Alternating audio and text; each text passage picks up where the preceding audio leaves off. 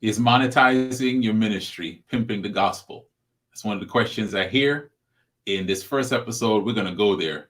Welcome to the Monetize Your Ministry podcast. Welcome to the Monetize Your Ministry podcast. And you get a chance to interact with them. To me, that's full-time ministry. You get to serve them. You can be a tenant. You're going to be paying somebody forever. If you do not niche down, you will never be successful. You'll be so busy just trying to catch everyone and never reaching the right one. The bottom line is, the truth of the matter is, you're not going to die happy, because type 2 diabetes is like a thief. It brings in itself and then it opens. I want to provide content and things that are going to help change lives, and I simultaneously want you to receive a blessing from that. And embrace their calling. Because I believe God's blessing that stuff. God's blessing that stuff. Now here's your host, Kamon Han.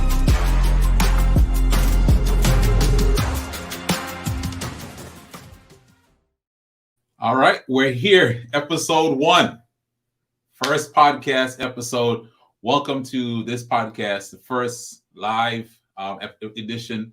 And if you're on, do me a favor and just say something in the comments so that we can recognize you. I'm so glad that I'm doing this.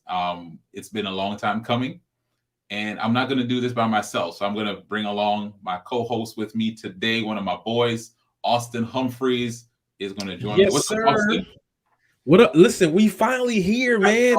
The podcast is live, man. What's up? How you feel? Dude, I feel, first of all, a little bit relieved, right? You and I have been talking about this. And so let me just give you a little bit of background. I couldn't find anyone better to be on today than Austin, because Austin, you've been with me in this journey of getting this podcast off the ground, the graphics, the video package. That's Austin's work you see there. So y'all clap it up in the comments for him. Thank you. Appreciate you. Together. And I want to give a shout out. The voice that you hear on the intro and you'll hear on the outro is Lester Collins. He is one of my dear friend's son, and I want to make sure I give him a shout out. And if you're looking for voiceover work, please hit him up. But Austin, man, we talked about this for a while. Yeah. And stop and start. And all the stopping and starting was on my part. On my part, because you did your part.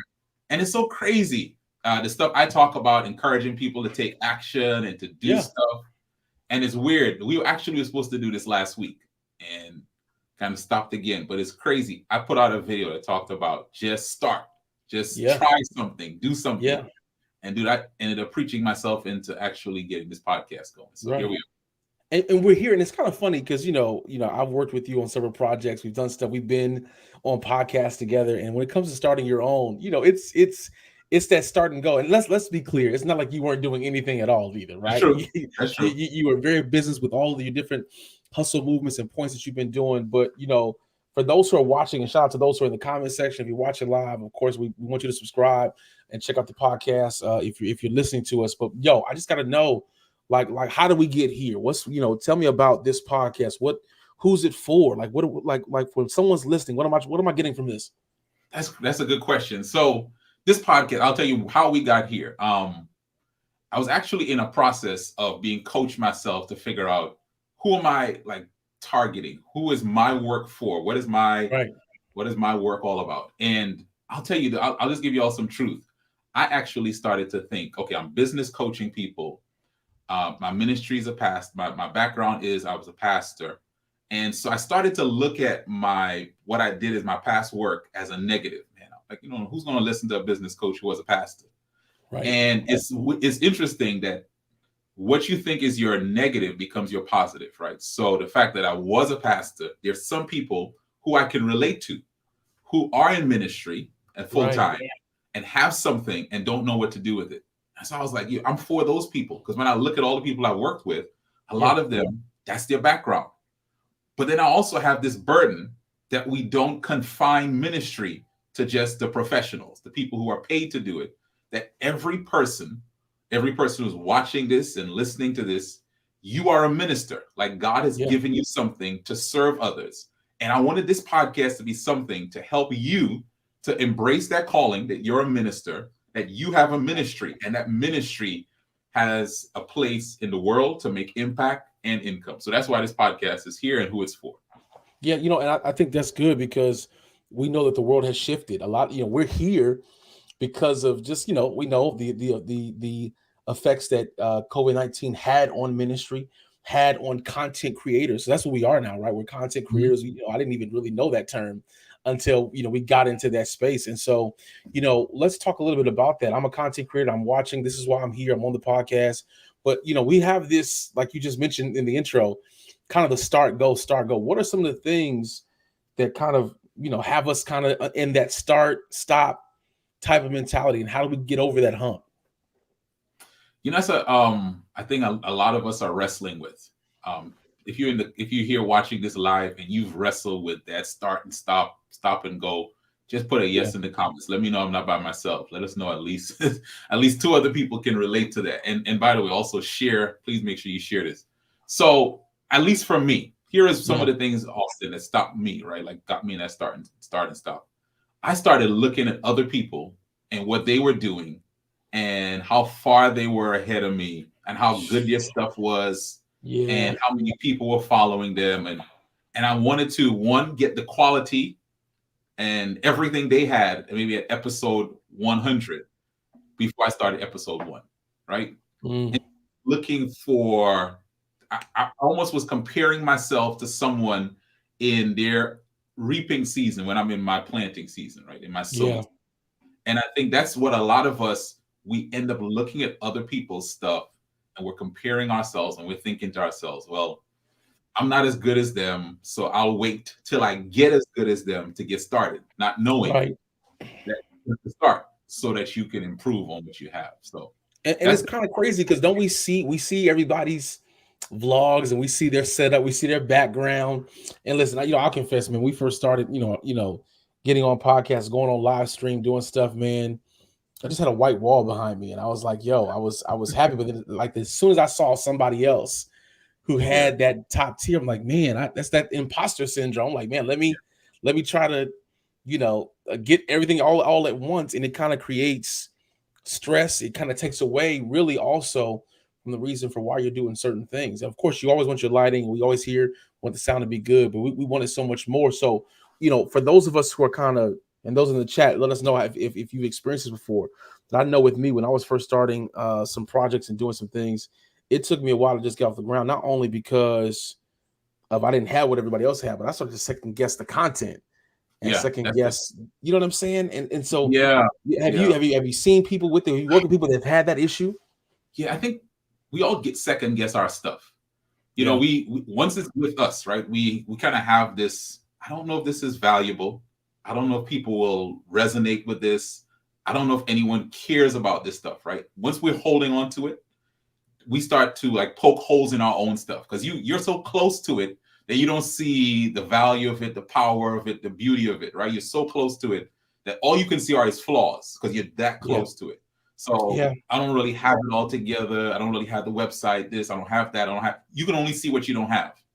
But what's crazy is that as soon as you begin taking those first baby steps to say, here's what I have, here's my message, right? And bad lighting, no camera, no mic, whatever, like I'm just going to put it out there. There's somebody who will overlook all of that stuff. And the message and the essence of what you have is exactly what they go, that's what I've been looking for. Yeah. Yeah. And I think that is critical to my next point, because we talk about my next question, really. We really talk a lot about, we got all these ideas. And that was another issue too. I got all of these ideas. I'm a minister, and so I'm used to having to pull ideas and have vision casting and get all this stuff together. When I want to monetize my content, monetize my ministry, how do I kind of focus just on honing on that one idea? How do I kind of get to a place where I'm focusing on that one idea? Because to be honest, I got to be great at one thing, at least in my mind, before I become great at all these other things to put out. What's your thoughts on that? Let me ask you a question though. So because I know a little bit about the work you do. You do video, just tell people about what you do. So my business right now, productions, myself, my partner Kagia Scott, we have a business where we do remote production, and so we do a lot of what you see here on screen, the graphics, intro, outro, voiceovers. We put on different virtual conferences. And so whatever you want to do, you want to start a podcast, if you want to start a live show, we're your guys for that. And so we have a team of designers that help us out. So, but when I first started though, we were trying to be in a lot of different lanes.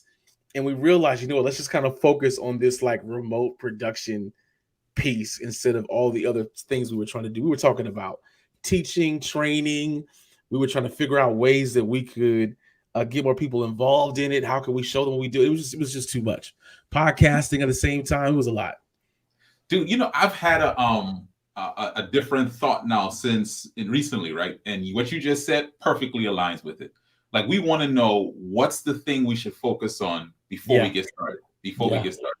Right. And I'm almost at the point of telling people, man, just start, and then what you need to focus on, we'll tap you on the shoulder, and you'll figure it out that way. Because you could not have started and thought to yourself, okay, I'm going to start a remote production company.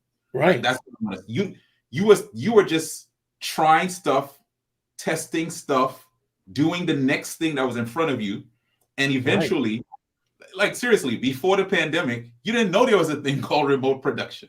Right? No. Like, I'm just asking, like, when you were in college or in school, did you know of a thing? So it's not like you started off doing that. You started off, here's the point, right? You started off, how can I serve people?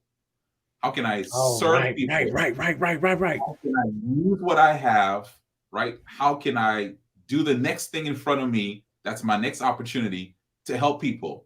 And as you kept doing that, there's some things that you tried that I'm sure didn't work. There's some things that you said, like, we were trying to do this and it didn't work. But what was resolute about you, and I think this is what this podcast really want to encourage you is, if you are listening to this, there is something that you are passionate about in terms of serving people. And if you pursue that thing, the clarity comes through movement, not while you're just sitting down. The clarity comes as you're doing that thing. Right. Yeah, the clarity comes through movement. So, you know, and for those again who are on watching us live, make sure you follow, subscribe to the Facebook page. Hit us up on Instagram, Monetize Your Ministry podcast. Kimon, man, it's kind of, you know, let's deal with the elephant in the room now, right? Yeah. This is ministry, you know, and we've heard and we've seen the term, you know, especially for people who, and I'm looking at the chat here, but for people who are really like just wanting to dive into this thing, you know, but are we pimping the gospel? Are we? Is monetizing? Am I pimping the gospel? You see it on screen here. I don't know if anybody wants to comment in the chat about that, but when you look at that, when you see that, you know, when someone says, "Man, this," you know, and you heard the lines, right? The gospel is free, right? But what ministry costs? But this is me. This is my ministry that I'm doing personally. Mm-hmm. You know, how do I balance the two? What do you say to that?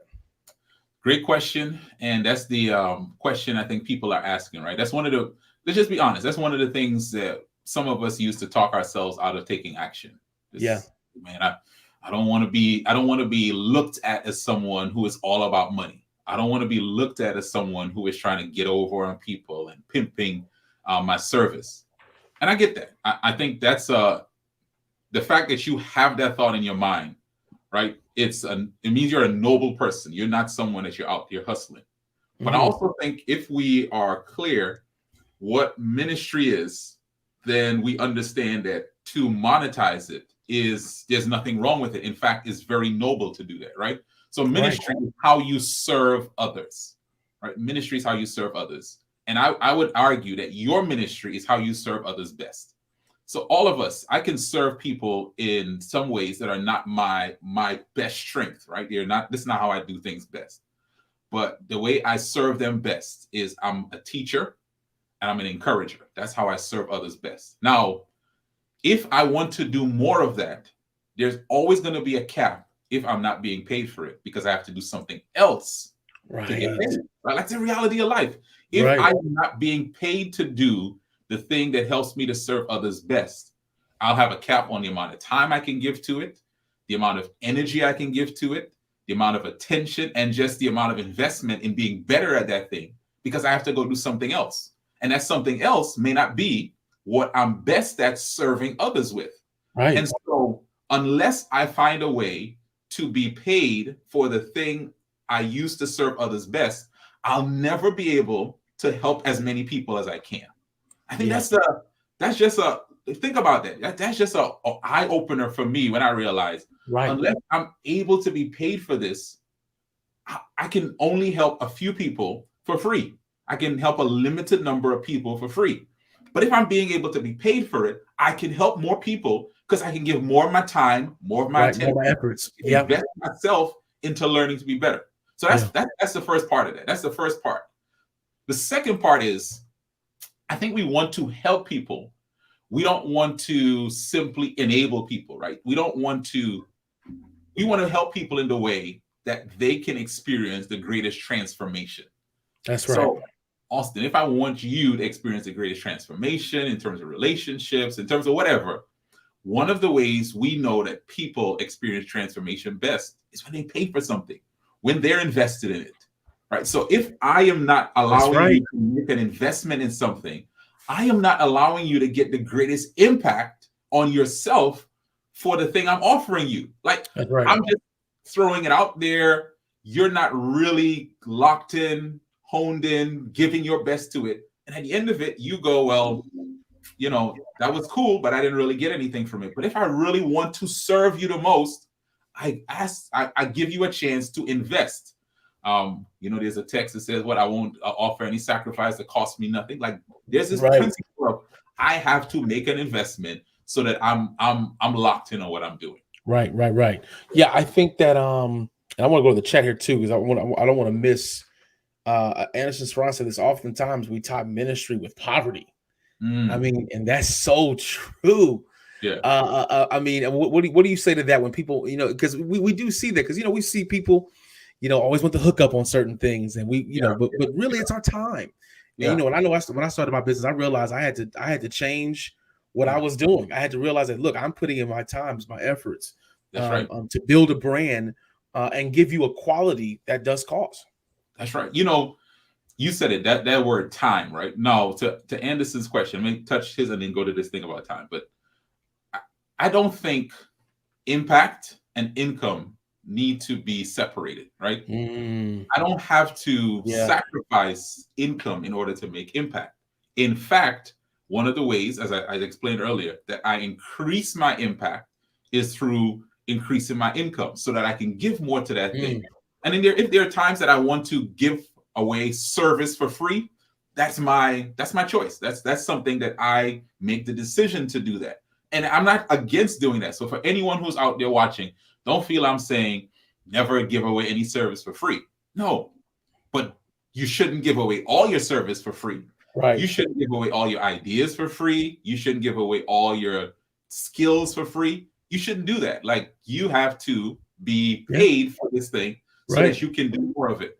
But then the last thing you just said, your time. Like, Austin, so what people don't know is this weekend I surprised you. I was in your area. I was somewhere else, but I stopped by your church that you lead.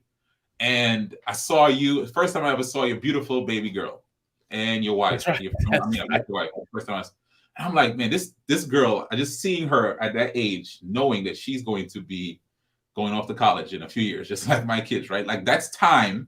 That time goes so fast. So any time that you take now investing in serving others, it comes at a cost. It comes at a cost for things that you may want to do. It comes at a cost for time you want to spend with your wife and your daughter, your family. It comes at a cost for anyone else. There is no value in giving all that you have to others without any compensation, and then giving the least to the people who mean the most to you. There is no virtue in that. There's no virtue in it because I've given everything I have for free. It's true. I have to now go work extra, and now the people who need me the most, they get the least of me. They get the least. Look at the comment here, Daryl Palms, and hey, listen, Palms, he's another prime example. He's doing incredible. He has an incredible business where he is sharing his recipes, and he's sharing the juicing. He's got over 600,000 followers. Y'all go check him out. But listen, he says we can simultaneously engage in both ministry and industry. That's what you're talking about tonight. Listen, we can engage. You can still be successful as a minister in your field working, and then still have your ministry and what you do impact the industry at large. So I think we got folk who are in the chat who are really commenting, and I think for me, I want to really talk about just, your impact and what you both doing. I know you personally as well. We know each other for a long time, and how you really, and your story, of course, is incredible. I know you're going to get into it with the podcast, but really quickly talk about the impact it's had now when you made the decision to turn and monetize your ministry, and what has been some of the results of that. What have you seen? What's the impact as a content creator now, right? What have you seen? What have you seen? Yeah, Austin, this, again, like we said with you, I didn't start off looking to do this. Yeah, I actually was in Memphis, and I started this podcast called my first podcast, the Ideas to Life podcast. I wanted to interview people, ask them about what they were doing with the different that's ideas. That's the OG podcast, by the way. Yeah, that's right. You're one of the first podcasts in the whole, for our group, man, right? That's crazy. I forgot about that. Yeah, man. I was doing it, and then I realized I was good at asking people questions. I did not know that. This, in fact, was a guy who was an editor of a magazine, and I was interviewing him, and afterwards he was like, "You're pretty good at asking questions." I was like, "I guess I am." Now, I would not have known that if I didn't start it. So I started that, and then I started getting people who were asking me questions based on like this expertise by association. That's this term I came up with, because I was interviewing these other people who were doing things. They were asking me, "Can you give me advice on how to do stuff?" So I started doing that, and then it built into something where I started being paid for it. And the same, here's a principle. The same skills I was using in church, helping people, were the same skills I'm using to help people in the marketplace, in business, in starting a business, in growing their business. It's the same skills: listening, clarifying, organizing, planning. All of those skills were the same skills. And I recognize, here's what I recognize, Austin. What I was doing in church had value in the marketplace. That's what I recognize. And I think what I'm also recognizing for people on here, I don't care if you're a full-time pastor, everyone's a minister. Whatever you're using to serve others in the capacity of inside of your congregation, your church body, has value outside the world. I just want to say that. And so what I recognize is, as I started taking steps, there were people, yes, who were coming and being paid to get coaching. But to me, what has been most just encouraging is the people who saw me doing something and said, I want to do something myself. I've been sitting on this idea. I've been sitting on something, and you taking action has given me some courage to try something, right? And then people, as they took action, there were other people who saw them and said, well, if you're doing it, let me take action. Let me be inspired to do something. And I think that's for all of us. We don't really know the ripple effects of you starting the thing you have, pushing past all of the negative stuff in your head. Is this pimping the gospel? Because really, those questions never come from people who are doing something. Those questions usually come from people who are sitting on the sidelines, complaining about what the people who are doing something are doing. That's usually comes from them. But if you push past that, you're going to inspire someone way beyond what you can imagine to get started with your thing. Kimon, I wrote down, because I'm taking notes here, because you're already sharing so much knowledge on the first episode of this podcast. But one of the things that comes to mind is, I know we talk about this in ministry, but when we get into this industry field and wanting to monetize our ministry, can I have a mentor? Is it okay to have someone to look up to that's already doing this? What's your approach? I mean, should I just be out here on my own? Like, what? Are you connecting with somebody? What do I need to look out for somebody like that? Man, you got to find a mentor. And you find mentors in different ways, right? So there'll be some people who they're your mentor. You've never met them, right? You might be a digital mentor. You're listening to all the stuff that they put out. You're reading everything that they put out. You're on their email list. You're like, okay, I'm a sponge, because this person right here, I can see their journey, like me wanting to follow a similar path. But then there's also going to be a level where you need to find a mentor who you can ask a question. Right. Say, like, how do I do this? How do I troubleshoot this? And I encourage you, like, don't think that you can do this thing on your own. Build what you have, take what you do everything on your own. There's a stage where you could start just by observing, but after a while, you're going to need somebody you can be a guide on your side. Yeah. So the next thing after that, though, is, and this is the elephant in the room, right? The other elephant in the room is that word quit, right? I've had the grand idea. I get stonewall a bit. and then I start really doubting if this whole thing is even worth it. I know that you're going to have people on this podcast who are going to come on and talk, and I know we're going to have different guests. But those who are listening, we got some people who probably quit on some of these dreams, right? And what is your word for those who are like, man, I got hit with a roadblock, and I just, I'm not feeling it like I used to. But they got a great idea, they got the mentors, but they just have that. They haven't really been able to get it off the ground. Talk a little bit about how we can kind of get out of that rut of wanting to quit. Yeah, I mean, so for some people, I think like I've had 2 podcasts that I've restarted and all that kind of stuff. And I used to beat myself up, right? I used to beat myself up, man. I wasted time. I should have, I could have, whatever. The one thing I'll tell somebody right here is don't look at what you lost in that process right now. Just for a moment, look at what you gained in the process, right? Maybe there's a time to say, okay, I could have, if I kept going, I'd have had 200 plus episodes. Dude, I'm gonna say this on this podcast. A friend of mine tells me this. I had David Shands on my podcast before David Shands had a podcast. I don't know if you know who David Shands is. That's oh man, I forgot the name of his podcast now. But this dude is like the podcast king now. I had that dude. Right. Like world renowned. Yeah. Sometimes I say, well, if I kept going, I would have been fine, cool. All right. But if I realize now into what I did, the Social Proof podcast, thank you. Yeah. What I did, what did I learn in that process? What did I gain through that? That now I can build on that. So I'm not starting over, right? I'm not starting over from zero. I'm starting with knowledge that I had. Yeah, that's it. Oh, that's good. If you beat yourself up, you'll stay where you are. It's knowledge. Okay, hold on. I did 10 episodes, right? I wrote 4 chapters, right? I coached for 6 months, whatever it is. What did I learn in that process that I can use now to get going again? And what lessons can I learn that when I relaunch, restart, that I can do it even better? That's what I'd say. Yo, I love that. Listen, for those who are in the comment section, we see folk. Gaston says no wasted experiences, man. That's the truth. And so, with that, man, what's if I'm listening to the podcast, it's my first episode, whether I'm watching live or I jumped on a week from now, a month from now, and this is my first episode I'm listening to. What's the takeaway from today? Like, what is it that Kimon Hines and this new podcast, Monetize Your Ministry, what am I getting from this today? Today, I just want to encourage you. I just want to encourage somebody that what you use to serve others best, someone's looking for it, and you have a responsibility. Like, you have a responsibility to do as much as you can with that. As much as you can includes being paid for it so that you can reach more people, so that you can give more of your time, so you can give more of your service to that. But somebody right now needs that thing that you're sitting on. So I just want to encourage you. Push past that doubt, push past that fear, because somebody needs what you have. Yo, shout out to the people in the chat right now, people who are listening, who are creators, who have ministries that they're ready to monetize. The only way, listen, I'm telling you, it's free game right here. It is free to go on Facebook and subscribe. It's free to go on Instagram and follow for more information, to be a part. Listen, this is the first of many.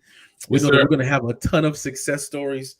So, man, Kimon, thanks so much for having me on the podcast, man. Listen, thank you. I'm in this game, and I'm still taking a few notes, man, to go to the next level. So, man, thank you, man. Appreciate you. Thank you. And we'll be back next week, same place, same time.